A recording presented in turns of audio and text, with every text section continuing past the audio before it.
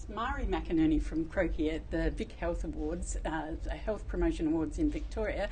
And I'm speaking here to Cam. Cam, would you be able to introduce yourself and where you're from, please? Mari, I'm Cameron McLeod. I'm the General Manager of Community Engagement at the North Melbourne Football Club and the CEO of The Huddle, which is a not-for-profit established by the North Melbourne Football Club to help strengthen social inclusion amongst young people in our community. Fantastic, thank you. Now, you've been nominated for 2 awards tonight through those both affiliations, and for those outside of Victoria, of course, you are. We're talking AFL here. The first that we were going to talk about is that North Melbourne Football Club has become the first sporting club in Australia, and I believe perhaps in the world, to do a gender equality action plan. I can't be sure about the world, but we certainly are in Australia. Which is a really exciting piece of work that we've been doing now for the last 2 years in partnership with Our Watch. I think football codes and sport more broadly have a great opportunity to create awareness around the role they play to connect people, but also to address some of those really complex social issues like violence against women. And with half of the population made up of women, it makes a lot of sense for us to address gender inequality to strengthen participation for women, both on and off the field. So what is football's role in that? Is it particular? Do you see yourself as reflecting the community, or are there particular issues around football that you see within football that speaks particularly to gender equality? Yeah, well, I think, again, coming back to the role of sport, it should be reflective of the cross-section of our community. We are, I think that's one of the real strengths of the Australian society, is that we are made up of all different shapes and sizes and origins of religious faith and culture. So sport should also reflect that very, very positively. I think that there are a number of issues when there are an overrepresentation of men, whether it be in our workplaces, in our sporting clubs, or in our society more broadly, in influential roles that actually can use their power for things that actually create issues for women. So whether that be around personal gain or to protect themselves or to withhold things from other people. So sport, coming back to that, and in our workplace, we have a great capacity, I think, to educate our people, both our players, our staff, our board members, and by extension of that, our community, which is made up of our fans, to actually understand our role. Shifting those drivers, and there's some really strong evidence there by Our Watch and VicHealth. VicHealth are a pioneer in this space, and using that research to strengthen the governance, the policies, the practices, the communication tools and resources to the way we recruit people, and more importantly, how we retain those people. So that will help us become a better club. We will be able to compete more effectively, I think, on and off the field. And from a business perspective, it just makes a lot of sense. Can you talk about, though, how it will actually look? If your gender equality plan is put into action and effectively implemented, how different will the North Melbourne look? How will people know it's different? It's a great question. I think it'll look different on a number of levels. One is you'll have an equal representation of men and women around the decision-making table. So the board. We've got one board member who's a female. 12 months ago, we had one female executive. 12 months on from when that Gender Equality Action Plan was launched, we've now got 3 female executives, which make up 40% of our executive team.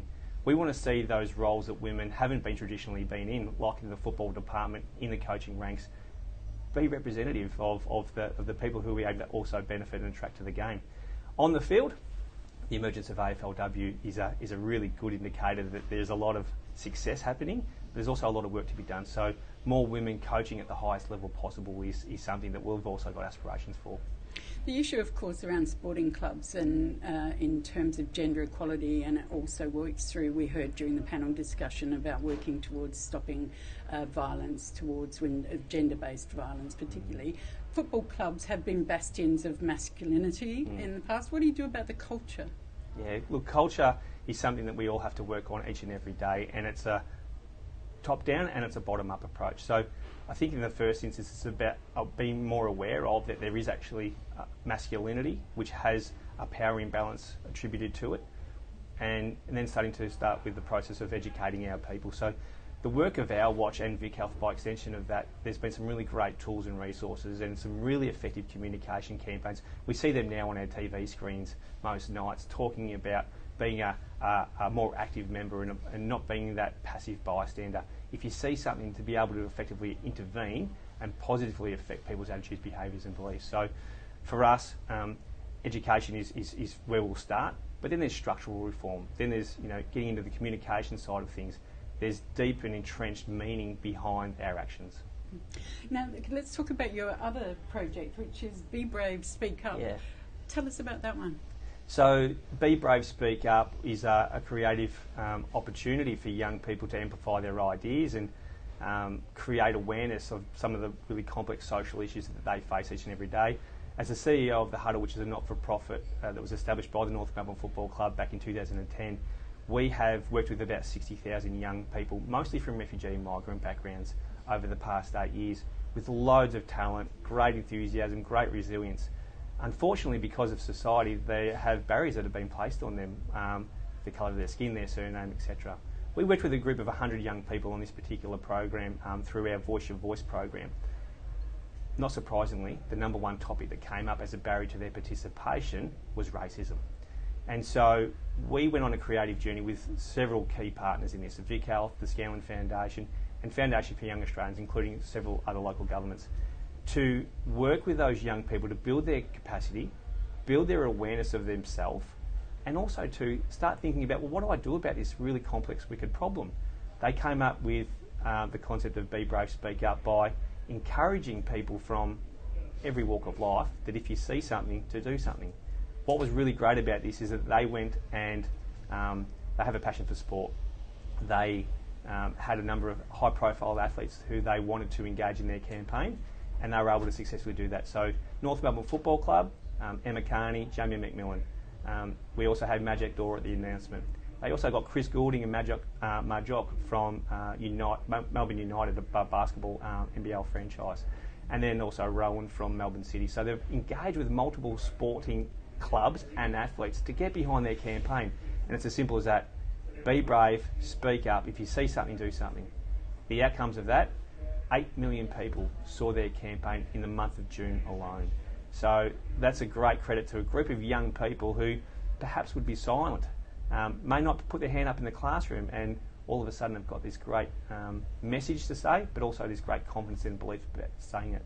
And can you say how you tapped into those groups of people? How does it work? Yeah, so we've got really strong relationships locally with high schools, with cultural groups, with families. And the relationship we build with them through the influence of sport, we use sport as a social tool of engagement. So each and every day we're actually creating opportunities for them to participate, whether it be basketball, soccer, cricket, netball, surfing, tennis. And this is coming from an AFL football club. So it's not just AFL footy, and I think that's really important to note. From there, it's always with a view of how do we strengthen their education. We talk a lot about learning and growing and belonging, and those parts are really fundamental, I think, to young people's journeys. And so from there, with our partners, they've got expertise that can really deeply dive into what actually matters most for these young people and what are the tools that we need to give them to be more resilient, but also to amplify their voices to create change. Really interesting to see football go this way, and AFL has been leading the way with, we heard the panel discussion about the Pride Games, we've also heard about the Indigenous round and various others.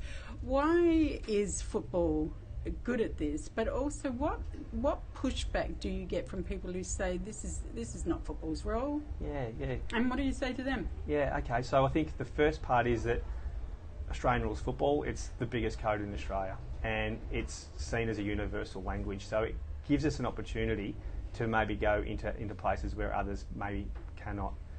I think that there's such a focus now on winning in sport that you will get some people who say, I pay my membership to see my team win. But I think there's also now a greater want or a need from those members and from the broader society that if I'm going to be a supporter of a club, I want them to stand for something. I'm really proud by the North Melbourne Football Club in that it's the first club in the AFL to not take any money from gaming and pokies. And it hasn't since 2000, probably since the mid-2000s. It was almost on its knees. It was to be relocated to the Gold Coast as part of the AFL's expansion plans, and could have quite easily said that we'll take our money from gaming and pay down a large sum of debt that was owing at the time, which made us vulnerable to the AFL. However, the values of the footy club, and I think that really resonates with the general public. We have a set of values which is known as the Shinboner spirit. It's about being bold, it's real, it's belonging, and it's never beaten. And I really like that last piece because it means that we just have to continually strive to be better corporate citizens and make a deep and meaningful impact in the community. Fantastic, Cam. Thank you.